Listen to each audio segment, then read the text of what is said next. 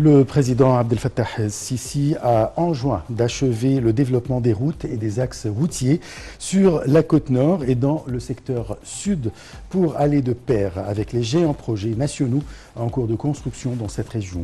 Le président de la République s'exprimait lors d'une visite d'inspection sur les chantiers des projets routiers dans la côte nord.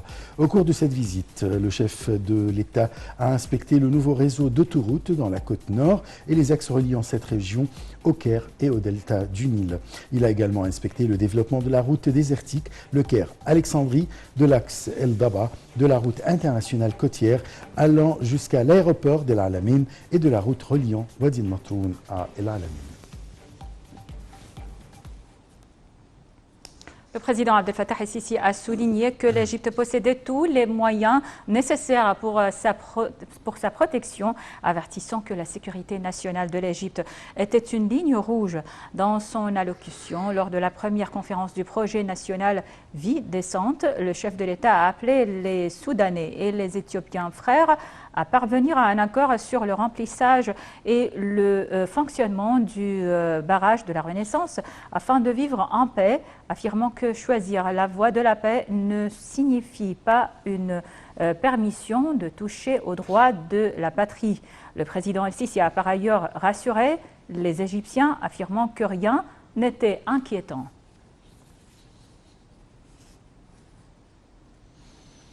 Le président Abdel Fattah el-Sisi avait lancé hier une conférence, ou plutôt la première conférence du géant projet national Vie décente pour le développement des villages ruraux égyptiens. Une cérémonie d'inauguration a été organisée dans le stade international du Caire. Vie décente a pour objectif d'améliorer les conditions d'environ 58 millions de citoyens avec un budget dépassant les 700 milliards de livres égyptiennes. Le président Abdel Fattah el-Sisi a assisté jeudi soir au stade international du Caire au lancement des activités de la première conférence du projet national Vie décente pour le développement des villages ruraux égyptiens. Ceci en présence du Premier ministre Moustapha Madbouli, en plus d'un certain nombre d'hommes d'affaires.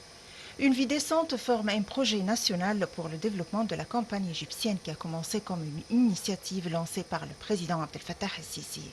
Cette réunion a été témoin d'un examen des objectifs les plus importants du projet national de développement des villages ruraux égyptiens dans le cadre de l'initiative Haya Karima ou Vie décente qui vise à moderniser tous les aspects de la vie pour 4584 villages dans tous les gouvernorats, comprenant 58% de la population totale de l'Égypte à un coût estimé d'environ 700 milliards de livres égyptiennes, tout en concentrant sur l'amélioration des secteurs social, sanitaire, éducatif, économique, du logement et tous les services pour ces villages. Le président el-Sisi a indiqué que le projet de développement des villages ruraux égyptiens, qui est le plus grand projet de développement intégré de l'histoire moderne de l'Égypte, s'inscrit dans le cadre de la mise en œuvre de la vision 2030 de l'Égypte, visant à développer tous les aspects de la vie à la campagne en atteignant la qualité et la stabilité des services aux citoyens. De même, le chef de l'État a souligné que l'État est déterminé à déployer tout son possible pour achever les phases du projet dans les plus brefs délais et à prendre des pas dans le cadre d'un effort collectif intégré entre les institutions étatiques, le secteur privé, la société civile et les partenaires au développement. Ceci a offert des opportunités d'investissement prometteuses et enrichissantes dans de nombreux secteurs productifs et de services après le succès de l'État à sécuriser ses besoins énergétiques de diverses natures dans le but de répondre aux exigences croissantes du secteur industriel et d'investissement.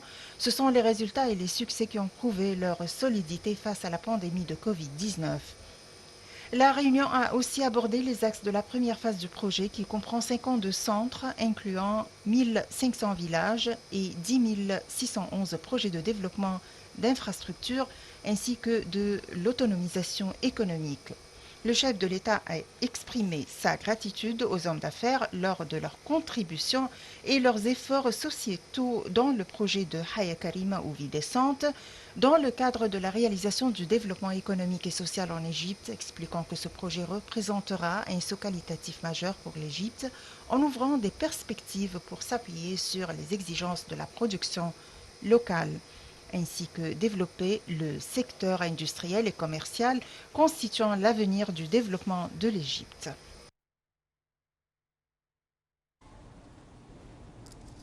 Le ministre des Ressources hydrauliques et de l'Irrigation, Mohamed Abdel Ati, a indiqué que l'Égypte tenait à poursuivre les négociations sur le barrage de la Renaissance pour aboutir à un accord légal et juste, contraignant, qui assure à tous le droit au développement. Au cours de son entretien à Kinshasa avec le Premier ministre congolais, Jean-Michel Sama Lukonde, M. Abdel Ati a affirmé que l'Égypte était attachée à préserver ses droits hydrauliques.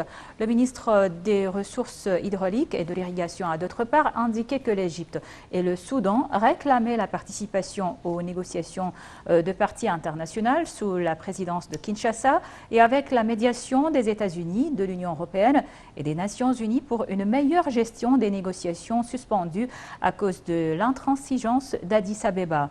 D'autre part, le ministre Mohamed Abdel Ati a examiné avec le Premier ministre congolais les perspectives de coopération entre le Caire et Kinshasa dans tous les domaines. M. Abdel Ati a également inauguré à Kinshasa le centre de prévision de pluie et de changement climatique fondé par l'Égypte. Selon lui, ce centre vise à protéger les citoyens des dangers des changements climatiques.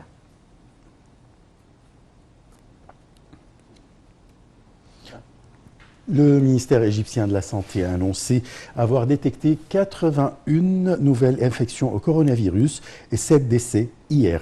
Le ministère de la Santé a toutefois déclaré que 986 personnes rétablies du coronavirus avaient quitté les hôpitaux de confinement après avoir reçu les soins médicaux nécessaires, portant le nombre total des cas guéris du Covid-19 à 221 516 cas. L'Égypte a comptabilisé jusqu'à présent un total de 283 490 cas de contamination, dont 16 425 décès.